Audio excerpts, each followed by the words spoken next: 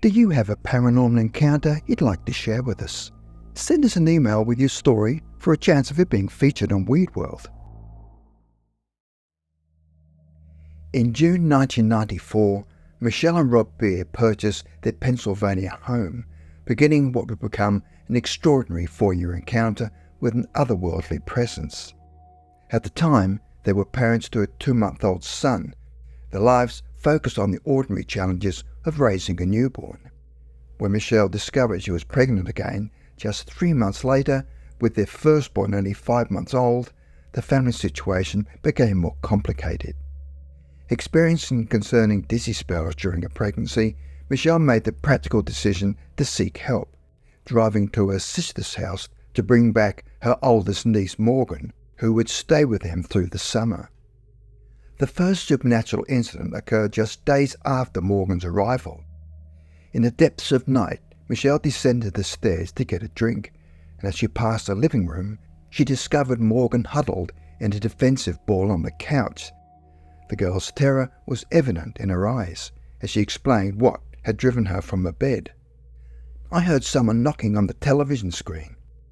Though Michelle initially dismissed the incident as a product of her niece's imagination, something about Morgan's fear prompted her to invite the girl to sleep on her bedroom floor that night.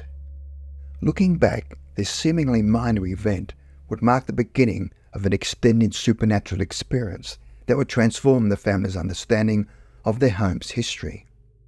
February of the following year brought the birth of their second son, and for a time the house remained quiet of supernatural activity. The young family settled into their routine, now juggling the demands of a newborn and a 10th-month-old. It wasn't until 1996 that the presence in their home would make itself known again, this time with undeniable clarity.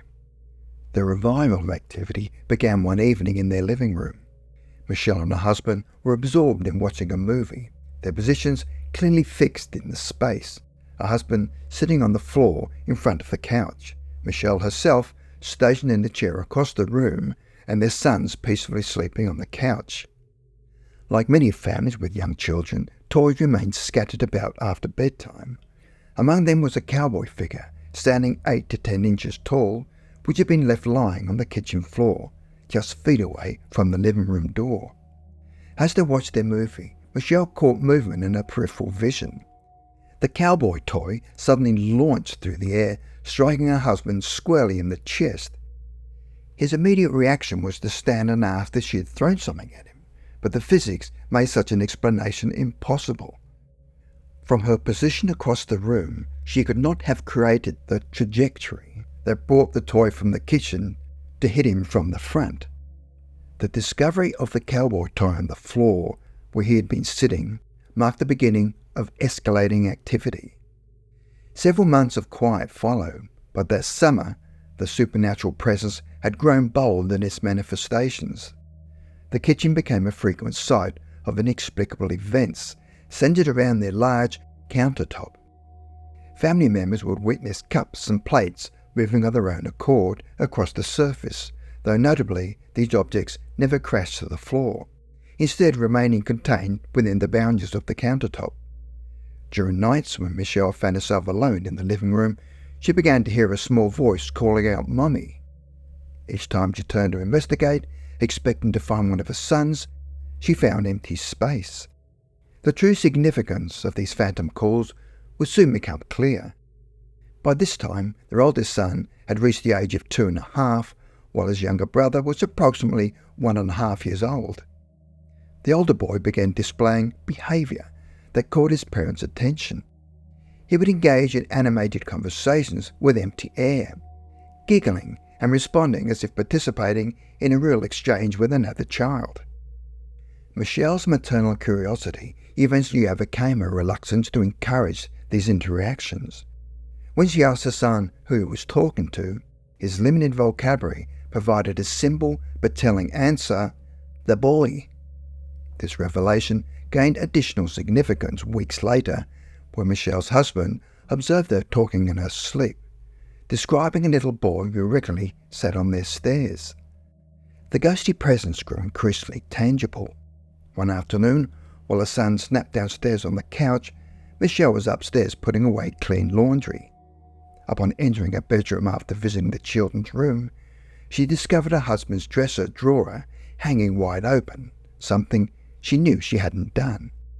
As she attempted to rationalize this occurrence and headed back downstairs, she passed the children's bedroom door.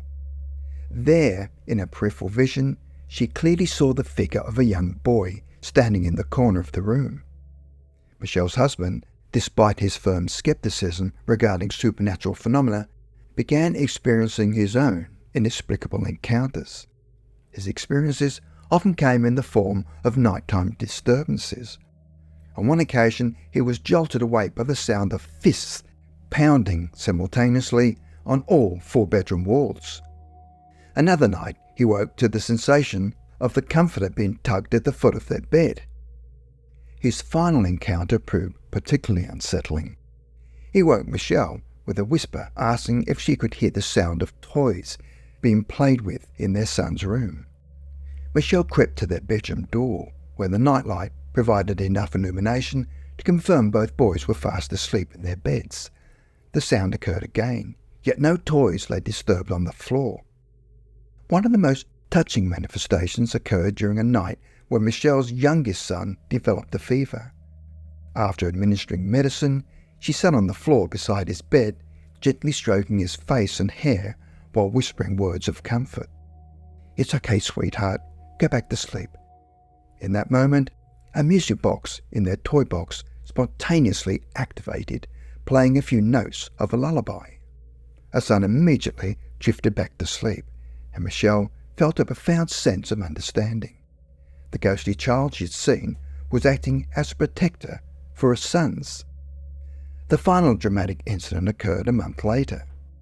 While sitting in the living room after putting both boys to bed, Michelle heard a tremendous crash from the stairwell, as if something had fallen down the entire flight of stairs.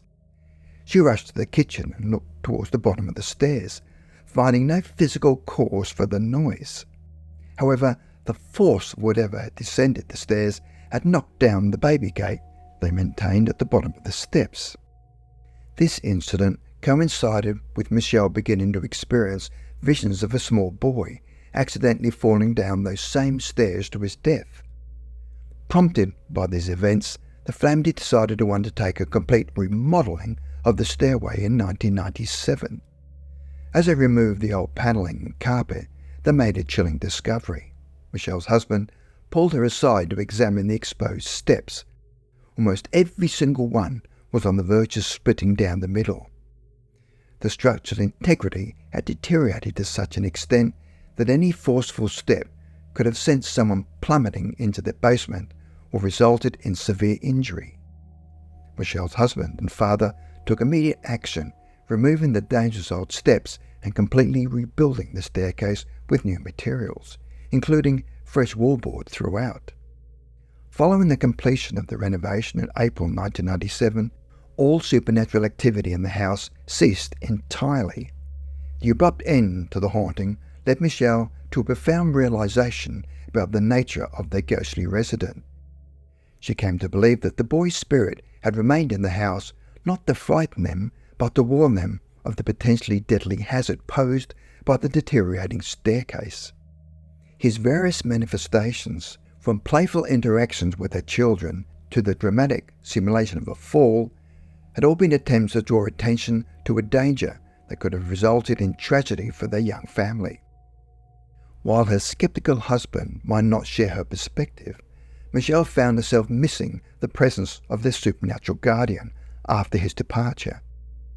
The family's experience suggests an intriguing possibility about the nature of some hauntings, that perhaps not all spiritual presences linger out of tragedy or malevolence, but sometimes out of a desire to prevent history from repeating itself. Through persistent and increasingly dramatic interventions, the ghostly resident had potentially saved them from a serious accident.